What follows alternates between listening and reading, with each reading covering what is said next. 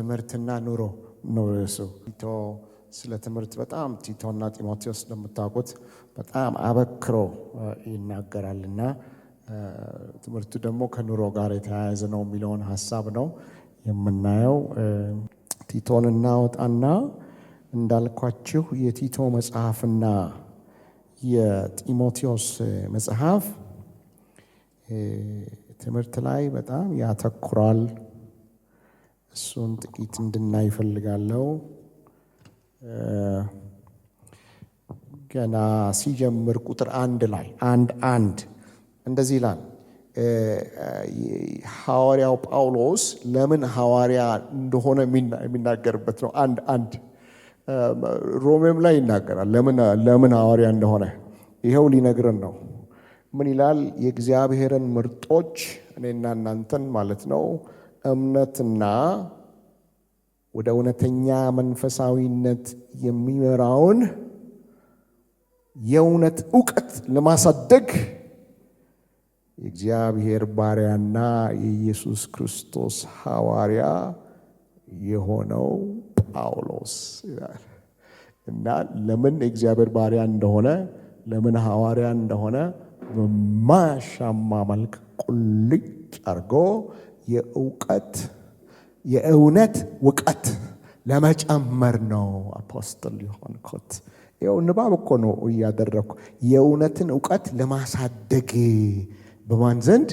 በምርጦቹ በእኔና በእናንተ ይላልና ሐዋርያ የሆንኩት ለማስተማር ነው እያለ ነው ማለት ነው።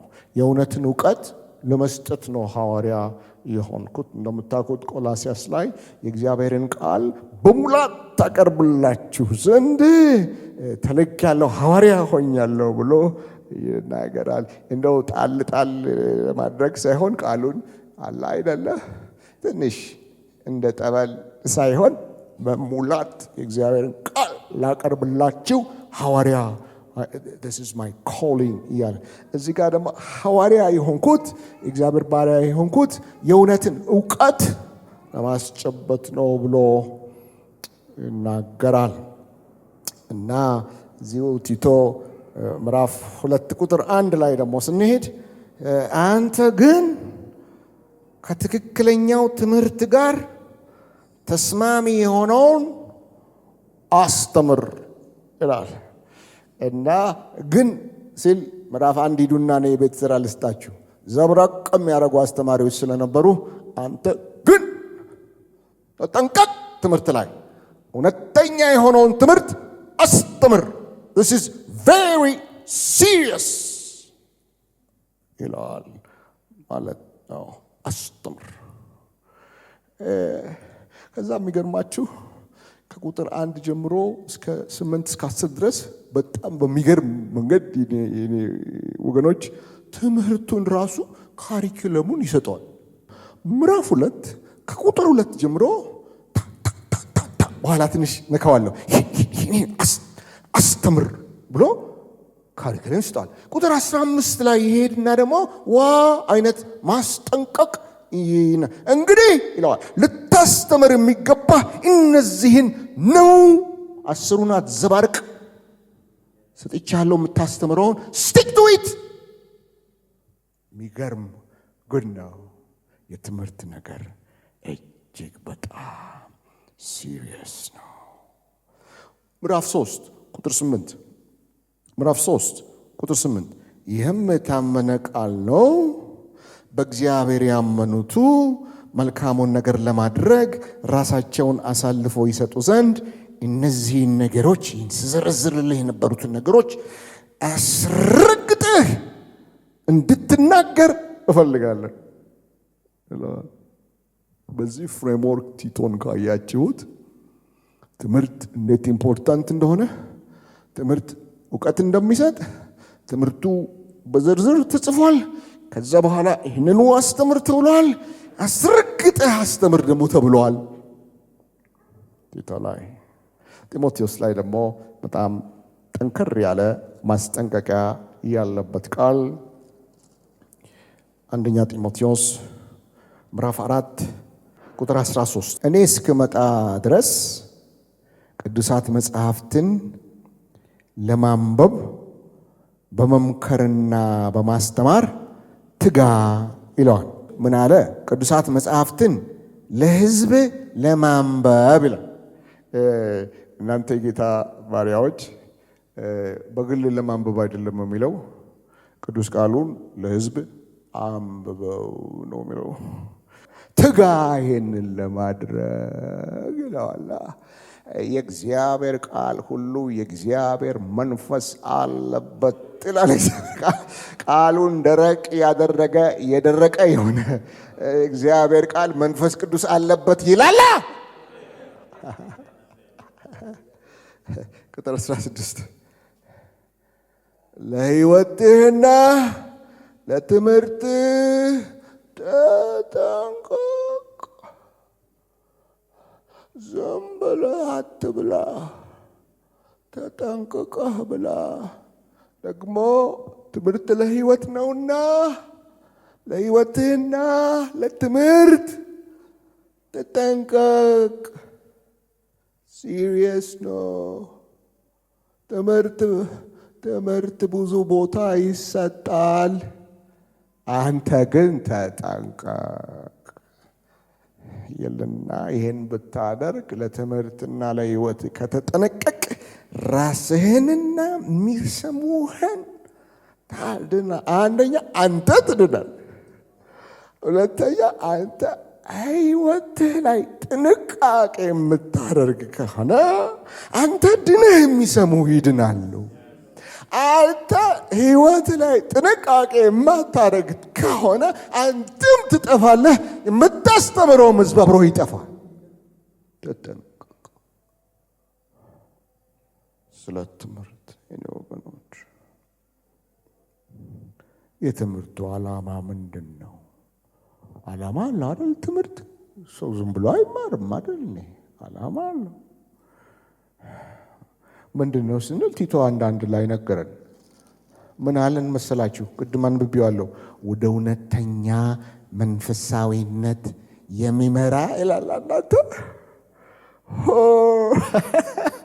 ለካ ትምህርት ሰሚውን ወደ መንፈሳዊነት እንዲመራው ነው። ትምህርት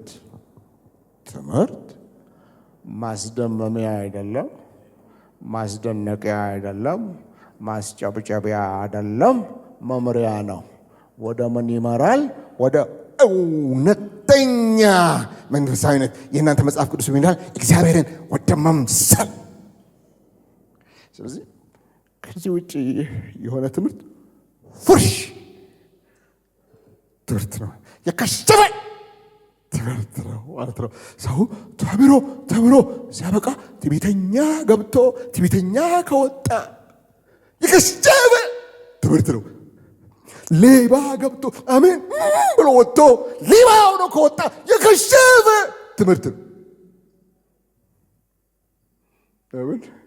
ትምህርት ዓላማው ስጋዊ የሆነውን እኛ ረገፍገፍ እያደረገ መንፈሳዊ ማድረግ፣ ዓለማዊነት የሚያስቸገረን እኛ ረገፍገፍ እያደረገ ሰማያዊነትን መክተት፣ እሱ ነው መንፈሳዊነት። ስለዚህ መታሳት አይደለም፣ ማስተምረው ዓላማ አለኝ። የሚሰማኝ ሕዝብ መንፈሳዊ እንዲሆን ነው። አሜን። እስቲ አሜን። ሮሜ 15 የሚለውን እናውቅ የለም? እኔ ሳስተምር አለ ሐዋርያው ጳውሎስ ምዕራፍ 15 አሕዛብ በመንፈስ ቅዱስ ይቀደሳሉ አለ። ኧረ ጉድ ነው! ምን አይነት ጸጋ ነው! እኔ ሳስተምር አሕዛብ በመንፈስ ቅዱስ አማካኝነት ኢንተርቴይንድ ይሆናሉ አይደለም፣ አሚውዝድ ይሆናሉ አይደለም። እንዴት አይነት ስብከት ይላሉ ሳይሆን ይቀደሳል። እኔ ሳስተምር አሕዛብ በመንፈስ ቅዱስ አማካኝነት ይቀደሳሉ ይልና እግዚአብሔር የሚቀበለው መስዋዕት ይሆናሉ እና የእውነት እውቀቱ ዓላማ አለው። ዓላማውም ወደ እውነተኛ መንፈሳዊነት መምራት ነው። እውነተኛ መንፈሳዊነት ምንድነው ብለን እንቀጥል። ጥያቄና መልስ እንዴት ጥሩ መሰላችሁ በትምህርት ላይ። እውነተኛ መንፈሳዊነት ምን ማለት ነው? ወደ ምንድን ነው የሚመራን? እስቲ ጢሞቴዎስን አይታይት እናድርግ። አንደኛ ጢሞቴዎስ 4:7 ራሱ ሐዋርያ ጳውሎስ አይደል ለጢሞቴዎስም የሚያዘው? እሺ ለትምህርት ተጠንቀቅ ያለው እኮ ጢሞቴዎስን ነው። 4:7 እግዚአብሔር ከማያከብር እርባና ቢስ አፈ ታሪክና ከአሮጊቶች ተረት ራቅ። ለእውነተኛ መንፈሳዊነት ራስህን አሰልጥን። ተረቱን ተወውና እውነተኛ እግዚአብሔርን መምሰል ራስህን አሰልጥን ይለዋል። አንደኛ ጢሞቴዎስ 6:3 ጀምሮ ስናነብ ማንም የሐሰት ትምህርት ቢያስተምር ከጌታችን ከኢየሱስ ክርስቶስ ጤናማ ቃልና ተመልከቱ እውነተኛ መንፈሳዊነት ከሚያጎለብት ትምህርት ጋር የማይስማማ ቢሆን። የሐሰት ትምህርት ምንድን ነው? እውነተኛ መንፈሳዊነትን የማያጎለብት ትምህርት። ቅድም እንዳልኩ ስጋዊ ገብቶ ስጋዊ ከወጣ የሐሰት ትምህርት ነው። ለምን እብድ አትልም? ለምን አትንፈራፈርም? ለምን አዳራሽ ሞልቶ አንተ አትንቆጠቆጥም? አንተ ያስተማርከው ሕዝብ ካልተቀደሰ፣ አንተ ያስተማርከው ሕዝብ ፈሪያ እግዚአብሔር ካልመጣበት፣ ይሄው እኔ እኮ አይደለም እያነበኩ ነው። የሐሰት ትምህርት ነው ይላል። ከክርስቶስ ትምህርት ጋር አልተስማማም። ሰሚዎቹን መንፈሳዊ አላደረጋቸው። ስለዚህ የሐሰት ትምህርት ነው ይላል እግዚአብሔር ቃል 6:11 የእግዚአብሔር ሰው ሆይ አንተ ግን ከዚህ ሁሉ ሽሽ፣ ጽድቅን፣ እውነተኛ መንፈሳዊነትን፣ እምነትን፣ ፍቅርን፣ ትዕግስትንና ገርነትን ተከታተል ይለዋል። ስለዚህ ትምህርቱ ዓላማው ይሄው ነው ወገኖች። እሺ እውነተኛ መንፈሳዊነት ምንድን ነው? አሁን የትምህርቱን ዓላማ ነው እንደገና በደንብ ደብድቤ የተናገርኩት። ምንድን ነው ስንል ምዕራፍ 3:8 ላይ እዛው ቲቶ ላይ 3:8 ግልጥ አድርጎ ይናገራል። ይህም የታመነ ቃል ነው ይለዋል። ትምህርቱ ምኑ ይዘረዝርለትና የታመነ ቃል ነው በእግዚአብሔር ያመኑቱ መልካምን ለማድረግ ራሳቸውን አሳልፈው ይሰጡ ዘንድ እነዚህን ነገሮች አስረግጠህ እንድትናገር እፈልጋለሁ። አስረግጠህ ተናገር። ለምን? ይኸው አማኙ መልካም ነገር ለማድረግ ራሱን አሳልፈው የሚሰጥ በምድር ላይ ያለ የሰማይ ኑሮ የሚኖር ኢትዮጵያ ውስጥ እየኖረ የእግዚአብሔርን መንግስት ላይፍ ስታይል የሚኖር ክርስቶስን የሚኖር ሕዝብ እንዲኖር አስተምር ይለዋል። ስለዚህ መንፈሳዊነት ምንድን ነው? እንደ እግዚአብሔር ቃል መኖር ነው። እንደምን እናወሳስበዋለን? በቃ እንደ እግዚአብሔር ቃል መኖር፣ እግዚአብሔርን መምሰል፣ ኢየሱስን መምሰል መንፈሳዊነት ይኸው ነው። በቃ ይኸው በመልካም አኗኗር የሚገለጥ ኖሮ ነው። ይኸው ጥቂት ማስረጃዎች ልስጣችሁና ልውረድ። የምን ማስረጃ? መንፈሳዊነት ማለት እንደ እግዚአብሔር ቃል መኖር ነው ለሚለው ጥቂት ጥሩ እኮ ነው ማስረጃ። አያችሁ፣ ጥሩ ነው። የተማርኩትም ሕግ ስለሆንኩ ማስረጃ አምጣ ይባላል። ማስረጃ እግዚአብሔር የተመሰገነ። አንድ አራት ማስረጃ ወስጣቸዋለሁ። ምንድን ነው ያልኳችሁ? ትምህርቱ እውቀት ለማሳደግ ነው። እውቀትም እውነተኛ መንፈሳዊነትን ለማሳደግ ነው። እውነተኛ መንፈሳዊነትም እግዚአብሔርን የሚመስል ኑሮ ነው። እንደ እግዚአብሔር ቃል የሚሆን ኑሮ ነው ማስረጃ። አንደኛ ማስረጃ እዚሁ ቲቶ ላይ ሽማግሌ ምረጥ ይለዋል አይደል? እነማንን ነው የሚመርጠው? እናንተ ጌታ ባሪያዎች። መቼም ከቸርች ውስጥ ያሉትን መንፈሳዊያንን ነው አይደል መምረጥ ያለበት አይደል? እንስማማለን አይደል? አይደል እንጂ ቸርች ውስጥ ያላቸውን ብር ያላቸውን አይደለም አይደል መምረጥ ያለበት፣ ወይም ደግሞ ዲግሪ ያላቸውን አይደለም አይደል? እግዚአብሔር ቤት የሚመራው በመንፈሳዊያን አይደለም እንዴ? ስለዚህ መስፈርቱ መንፈሳዊነትን ያሳያል ማለት። እስቲ ተስማምተናል በሉ። ጌታ ይባርካቸው። እሱን ምዕራፍ 1 ላይ መስፈርቱን ይነግረዋል። ሽማግሌ ነቀፋ የሌለበት ኑሮ የአንዲት ሚስት ባል 18 የሌለው ልጆቹ አማኞችና በመዳራት ወይም ባለመታዘዝ ስማቸው ማይነሳ አራቁድ ነው ኑሮ። ከሱ አልፎ ልጆቹ ጨዋዎች፣ ስርዓት ያላቸው ታዛዦች፣ እነሱን ፈልጉ፣ መንፈሳዊ እነሱ ናቸው እያለ ነው የእግዚአብሔር ቃል። ኤጲስቆጶስ የእግዚአብሔር ሥራ ባላደራ እንደመሆኑ የማይነቀፍ ይደግመዋል። ሁለተኛ የማይነቀፍ ይኸውም ትምክተኛ፣ ግልፍተኛ፣ ሰካራም፣ ጨቅጫቃ፣ ተገቢ ባልሆነ መንገድ ለጥቅም የሚሮጥ ሊሆን አይገባም። እስቲ ኑሮ ነው ይሄ ነገር በሉኝ። እስቲ ግድ የላችሁ እንደምንጮክ ብላችሁ ኑሮ ነው ይሄ ነገር በሉ እስቲ ባካችሁ። ከዚህ ይልቅ እንግዳ ተቀባይ፣ በጎ የሆነውን ነገር የሚወድ፣ ራሱን የሚገዛ፣ ቅን፣ ቅዱስና ጠንቃቃ ሊሆን ይገባል።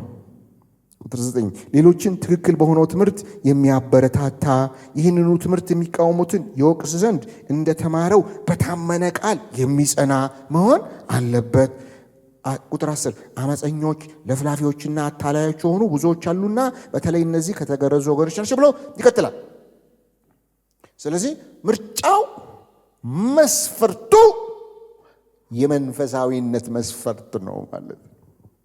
ስለዚህ ሐዋርያ ጳውሎስ የሚያስተምረው እንደነዚህ አይነት ሰዎችን ለማፍራት ነው።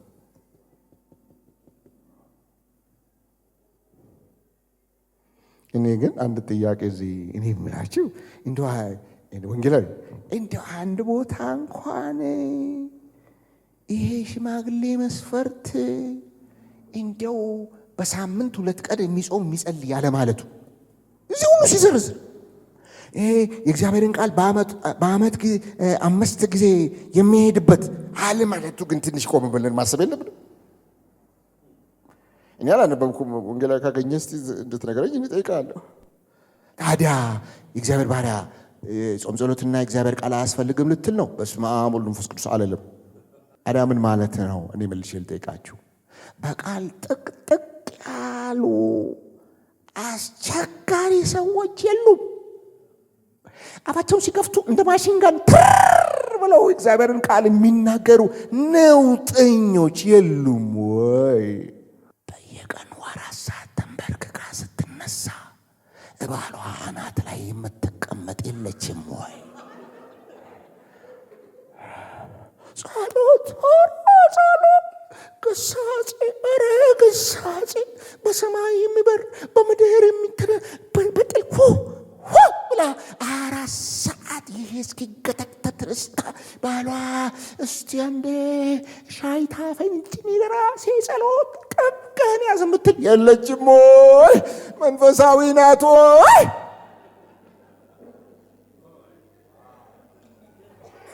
ስለዚህ ጸሎት ጸጋ መቀበያ መሳሪያ ነው። መንፈሳዊ ለመሆን ያለ እግዚአብሔር ጸጋ መንፈሳዊ መሆን ስለማይቻል ትዕቢቴን አውልቅልኝ፣ እልህኝነትን ግፈፍልኝ፣ እንደ እግዚአብሔር ቃል የተሰበረ ልብ ስጠኝ ብለህ የምትጸልይበት ነው እንጂ መጸለይ መንፈሳዊነትን አያሳይም። በጸሎት በተቀበልከው ጸጋ እንደ እግዚአብሔር ቃል ስትኖር ያኔ ነው መንፈሳዊ የምትሆን።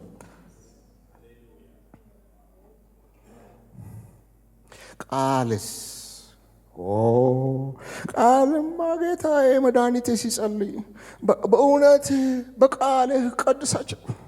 ቃልህ እውነት ነው። ቃል ለካ መቀደሻ ነው። ጎልማሳ ሕይወቱን በምን ያጸናል? በምን ያጸናል? እንደ እግዚአብሔር ቃል በመኖር ነው አለ። ለካ ቃል መንፈሳዊ ማድረጊያ እንጂ ማጠቅጠቂያ አይደለም። መንፈሳዊ የምትሆነው ደግሞ ለቃሉ ስትሸነፍ፣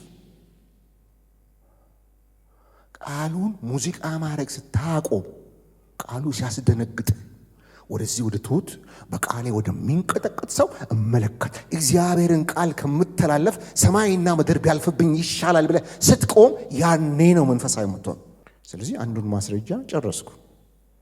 ሽማግሌ ምረጥ አለው። መንፈሳዊ ያለን ምረጥልኝ፣ ይኸው መስፈርቱ ይሄ ነው አለው። ሁለተኛ በጣም የሚገርማችሁ ምዕራፍ 2 ትምህርቱን ከቁጥር 2 ጀምሮ ይነግረዋል። ካሪኩለም ሰጠው አላልኳችሁም? ማለት እሱ ላይ አሁን ገባዬ አላስተምርም፣ ጊዜውም የለም፣ ግን አነበዋለሁ። እናንተ ደግሞ ጆሮም ልብም ሆናችሁ አዳምጡ። ከቁጥር 2 ጀምሮ ከቁጥር 1 ከተከተለኛ ትምህርት ጋር ተስማሚ ሆኖ አስተምር። ቁጥር 2 ታስተምረው አረጋውያን ፓስተሮች ለእያንዳንዱ የዕድሜ ክልል የተለያየ ካሪኩለም ነው የተሰጠው። መስሚያችንን መድኃኒዓለም ይክፈተው ዛሬ አሜን በሉ ባካችሁ። ለአረጋዊ ስታስተምረው አረጋዊ ጭምቶች፣ የተከበሩ፣ ራሳቸውን የሚገዙ፣ በእምነትና በፍቅር በትዕግስት ጤናማነት ያላቸው እንዲሆኑ መከራች። ለካ ትምህርት ማስወኛ ነው።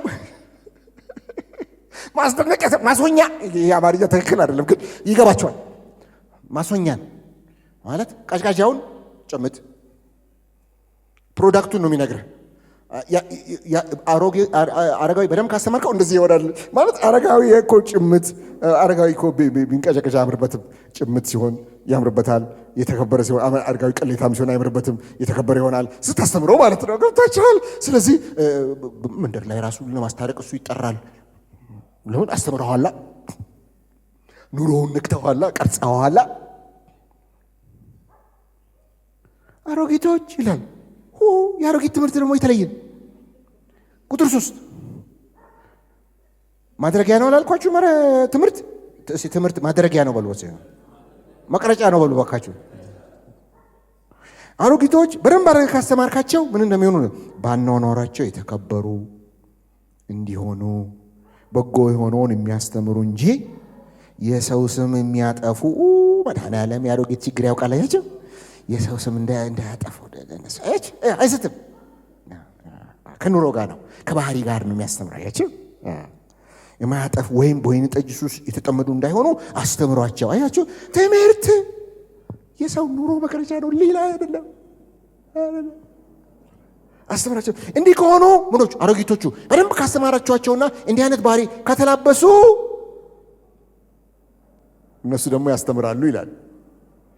ወጣት ሴቶችን ያስተምራሉ ይላል።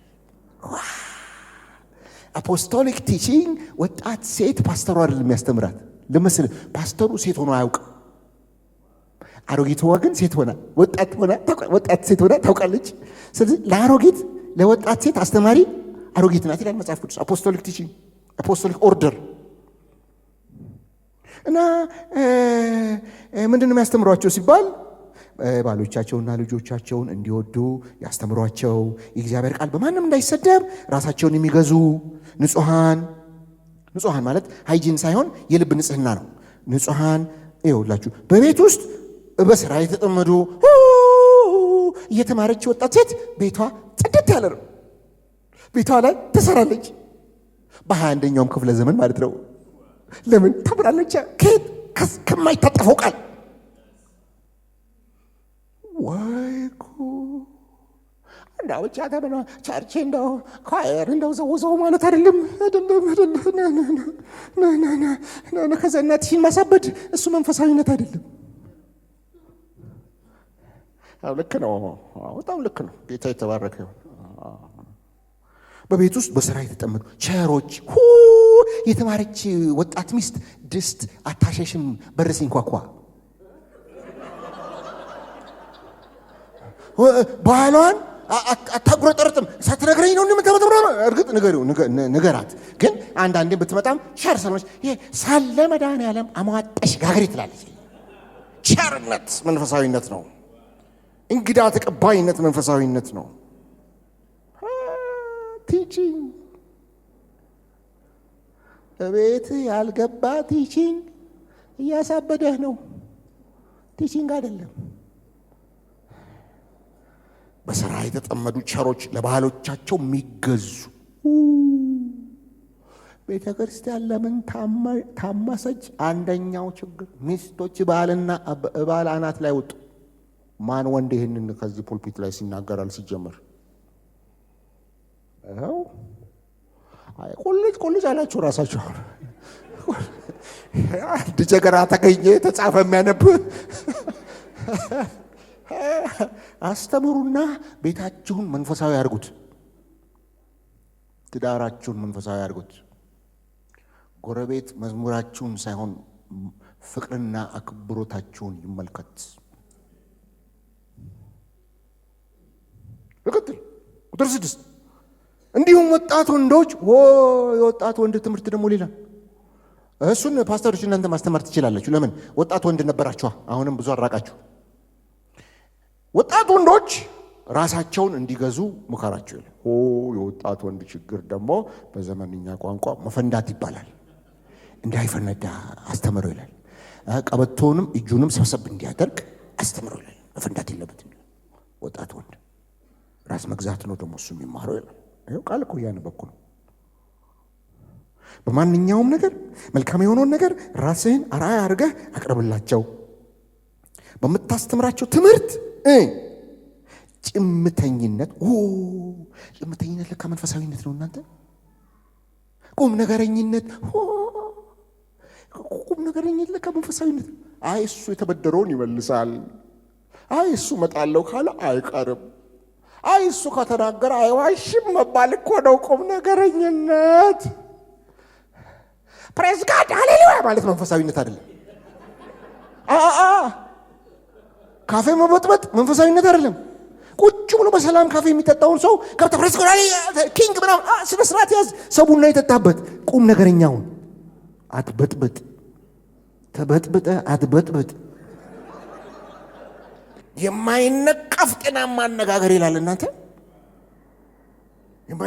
የማይነቀፍ ጤናማ አነጋገር ማለት ነው። ታውቁታላችሁ በደንብ። እንደምን አደራችሁ ስነ ስርዓት በቃ እንጂ መንፈሳዊነት ማበድ አይደለም። ወይም ደግሞ ጴንጤኛ ጮክ ብሎ ማውራት አይደለም። በጣም ይቅርታ አድርጉልኝ። በጣም ዝንጥ ማለትም አይደለም። ምሕረት አድርጉልኝ ለአንዳንድ ንግግሮች። ይኸው ጤናማ አነጋገር፣ ቁም ነገረኛነት እግዚአብሔር ቃል የሚያስተምረው የማይነቀፍ ጤናማ አነጋገር ይልና ይኸውም ተቃዋሚ ስለኛ ሁሉ የሚናገሩትን አጥተው እንዲያፈሩ ነው ይላል። አሁን እኮ በሽበሽ ነው የሚናገሩትን ሰጥተናቸዋል። በደንብ አድርገን አጥገበናቸዋል። ከልክሏቸው መንፈሳዊ ሆኑና አፋቸውን እንዳይከፍቱ አድርጓቸው ነው የሚለው። ቁጥር 9 ባሮች ይላል። እናንተ አሁን እዚህ ባሪያ የለም አይደል? የለም። ስለዚህ በደንብ አድርጋችሁ ተኩት። ተቀጠራችሁ የምትሰሩ አለቃ ያላችሁ ብላችሁ ተኩት። ትክክል መንፈሳዊ ትርጉም ይሰጣችኋል። ደሞዝ የምታገኙ ባልና እዚህ ጋር ስትሄዱ እናንተ በማንኛውም ነገር ተገዙ ላለቆቻችሁ፣ ደስ አሰኟቸው። የአጸፋ ቃላት መልሱላቸው። አልበዛም እንዴ አትበሉ። መንፈሳዊ ሰራተኛ ማለት ይሄ ነው። አትስረቁ፣ ሰዓትም ብርም አትስረቁ። ሌብነትን አቁም። መጀመሪያ እኔ የምልህ ሰርከ መጥተህ ማናው ሌላ ቋንቋ ስትል አታፍርም? ሌላ ቋንቋ ስትል ትንሽ እንኳን አታፍርም? ቋንቋ ሌላ ቋንቋ መች ናፈቀው እግዚአብሔር? የሰጠህ አማርኛ ይበቃል ለማመስገን። ይልቁኑ እየተንቀጠቀጥክ ሌብነትን አተው። አይስረቁ እኔ እኮ እግዚአብሔር ቃል ነው እናገረው። አይስረቁ ካለ እግዚአብሔር ሰው ሌብነት አቁም ማለት አለበት። ስብሏላ እዚህ ጋር ለምን ሲባል በሁሉም መንገድ ያዳኛችን የእግዚአብሔር ትምህርት ይወደድ ዘንድ እዛ ቦታ ሄዶ መማር ከጀመረ በኋላ ይሄ ሰውዬ ምን እንደነካው አላውቅም። ተለወጠ። ሌባ ነበር፣ አሁን አይነካ። አጭበርባሪ ነበር፣ አሁን እውነት ብቻ ነው የሚናገረው። ይሄ እዛ የሚያስተምሩት ትምህርት በእውነት እኔ አላውቅም፣ ግን ትምህርቱ ግን ሲሰራ ይቻለው እንዲባል። አንደኛ መንፈሳዊነት ማለት እንደ እግዚአብሔር ቃል መኖር ነው የሚለውን ከሽማግሌዎች መስፈርት አወጣው መንፈሳዊነት። ሁለተኛ ከካሪኩለም አወጣው፣ አስተምር ካለው ካሪኩለም አወጣው። ሶስተኛ እንደው የሐዋርያው ጳውሎስም ሌሎች ትምህርቶች ትንሽ ብንነካካቸው ሐዋርያዊ ትምህርት ብላችሁ ያዙት። ሶስተኛው ብዙ ባንገባበትም ጥቂት እንበለው እስቲ።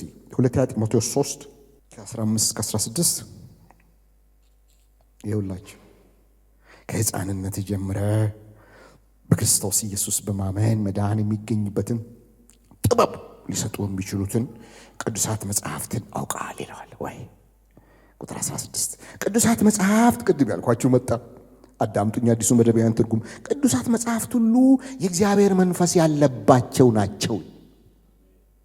ለዚህ ነው ቅድም የተራገምኩት ደረቅ ነው የሚል የደረቀ ይሁን ያልኩት። እዚህ ላይ ቆሜ ነው። አያችሁ፣ መንፈስ አለበት መጽሐፍ ቅዱስ ነው የሚለው መጽሐፍ ቅዱስ። ለማስተማር ጥቅሙስ ቅዱሳት መጽሐፍት ለማስተማር፣ ለመገሰጽ፣ ለማቅናት እና ብቻ ሰው ሰብስበው ሽሩሩ ማለት ሳይሆን ለመገሰጽ፣ የተወላገደ ነገር ካለ ለማቅናት፣ ለመምከር፣ በጽድቅም መንገድ ለመምከር ይጠቅማል። በምን መንገድ? በጽድቅ። ይሄ ነው ፐርፐዙ ቲቺንግ እያለን ይጠቅማሉ። ይኸው የእግዚአብሔር ሰው ከተማረ በኋላ ለመልካም ስራ ሁሉ ብቁ ሆኖ እንዲገኝ ነው። እግዚአብሔር መልካም ያለው ላይ ሁሉ አለሱ። እግዚአብሔር ጽድቅ ነው የሚለው ላይ አለሱ። እግዚአብሔር ትክክል ነው የሚለው ላይ አለሱ። ለምን ተምሯል? ምን አይነት ትምህርት? ትክክለኛ ትምህርት። ምን የሚያደርግ? መንፈሳዊ የሚያደርግ ትምህርት። አንደኛ ተሰሎንቄ ምዕራፍ 4 አፖስቶሊክ ቲቺንግስ ትንሽ ላሳያችሁ ብዬ ነው። ምን ይላል ሐዋርያ ጳውሎስ? በቀረውስ ወንድሞች ሆይ እግዚአብሔርን ደስ ለማሰኘት እንዴት መኖር እንደሚገባችሁ አስተምረናቸዋል። እግዚአብሔር ባሪያዎች ተናገረ። እኔ ሌላ ነገር አላስተዋልኩም። እግዚአብሔር ደስ ለማሰኘት አንተን አይደለም፣ እግዚአብሔር ደስ ለማሰኘት እንዴት ማውራት አይደለም መኖር እንደሚገባችሁ አስተምረናቸው። ታርጌትድ ነበር። አያችሁ፣ እውነተኛ መንፈሳዊ ሰው አስቡን ሲረግጥ አታዩትም። ቲቶ ላይ የእውነትን እውቀት ለመጨመር ለምን ሲባል እውነተኛ መንፈሳዊነትን ለማጎልበት ይላል። ጢሞቴዎስ ላይ ይመጣና የእግዚአብሔር ቃል ለመገሰጽ ለማቅናት ምናምን ይልና ለመልካም ነገር ብቁ ሆኖ እንዲገኝ ነው ይላል። እንደገና ደግሞ እዚህ ጋር ይመጣና ተሰሎንቄ ላይ ደግሞ ስናስተምር የነበረው እኮ ምታሳት አይደለም፣ ኑሮ ነው ያስተማርናችሁ። ኑሮ ደግሞ ለእግዚአብሔር ደስታ ነው እላችሁ። ከሚገርመው በጣም የሚያስቀናኝ ከዚህ ቀጥሎ ያለው ነገር ነው። በእርግጥም እንደዚያው እየኖራችሁ ነው። ጌታ ባሪያዎች ከቀናን አሁን እንቅና። በሐዋርያ ጳውሎስ ተባብረን እንቅና። እንዴት ታድለዋል! እሱ ያስተማራቸው ሕዝብ በሙሉ እንደ እግዚአብሔርን ደስ የሚያሰኝ ኑሮ እየኖሩ ነው። ልቡን ሙልት አድርጎ በእርግጥ እንደዛ እየኖራችሁ ነው። ምን አይነት ግሬስ ነው! ምን አይነት ህይወት ነው! ምን አይነት አገልግሎት ነው! እዚህ ቆመው ልቤና ወለቃችሁት፣ በሰዓት አትመጡም፣ አስራት አትሰጡም፣ እንደው ደግሞ ህይወታችሁን በሙሉ እንደው አስጨነቀኝ፣ ብዙ ኃጢአት ትሰማለሁ አይደለም የሚለው። እንዳስተማርኩት እንደዛው ናችሁ ያለ ነው። እንዴት ናችሁ? እግዚአብሔርን ደስ የሚያሰኝ ህይወት እየኖራችሁ ነው ያላችሁ። እኔ ወገኖች፣ እኔ በሆን ምጽፈው ይሄንን ጽሁፍ ቀጥዬ ደግሞ ወደሚቀጥለው ጠለቅ ወዳለው መገለጥ ይዣችሁ ልግባ አልነበር። አላለም። እሱ ምን እንዳለ ላሳያችሁ ነው። ስለሆነም በጌታ በኢየሱስ ክርስቶስ የምንለምናችሁ የምንመክራችሁ ከዚህ በበለጠ ሁናቴ በዚሁ እንድትገፉበት ነው። ጨረስኩ አለ። እናንተ ሌላ ቲቺንግ ሌላ መገለጥ የለም። እግዚአብሔርን ከማምሰል የበለጠ ነገር ከየት ልታመጣ ፈለግ? ሲጀምር መንፈሳዊ ነገር ማለት እግዚአብሔርን መምሰል ነው አለን።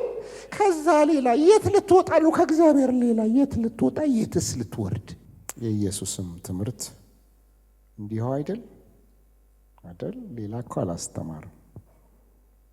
ማቴዎስ 5:16 መልካሙን ስራችሁን አይተው በሰማያት ያለውን አባታችሁን እንዲያከብሩ ብርሃናችሁ እንዲሁ በሰው ሁሉ ፊት ይብራ። መንፈሳዊ ሆነው በሰማያት ያለውን የአባቴን ፍቃድ የሚያደርግ እንጂ ጌታ ሆይ ጌታ ሆይ የሚለኝ ሁሉ መንግሥተ ሰማይ የሚገባ አይደለም። ማለት ጌታ ሆይ የሚል በሙሉ በጣም መደንገጥ አለብን።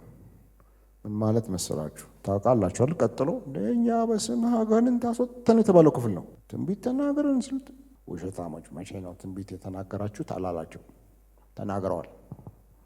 አጋንንት ደግሞ አንተ አወጣህ አላለም? አውጥተዋል። ተንበያል። አጋንንትን አውጥተሃል አላውቅም። መደንገጥ አለብን ማለት የቤተ ክርስቲያን መዝገብ የሚያውቃቸው ብዙዎች መንግስተ ሰማይ የማይገቡ አሉ ማለት ነው። እኔ አይደለም ያልኩት፣ ጌታ ኢየሱስ ክርስቶስ ነው ያለው። ጌታ ሆይ የሚለኝ ሁሉ መንግስተ ሰማይ የሚገባ እንዳይመስል ያለው እኔ አይደለም። ማን ነው የሚገባው ሲባል በሰማይ ያለውን የአባቴን ፍቃድ ተጠንቅቆ የሚያደርግ እንደ እግዚአብሔር ቃል የሚገባ የሚወጣ እሱ ነው የሚገባው ማለት። ዮሐንስ 8:3 ጌታ ኢየሱስም ያመኑትን አይሁድ እንዲህ አላቸው፣ እናንተ በቃሌ ብትኖሩ በእውነት ደቀ መዛሙርቴ ናችሁ። ቃሌን ብትሰሙ አይደለም፣ ቃሌን ብትሉት አይደለም።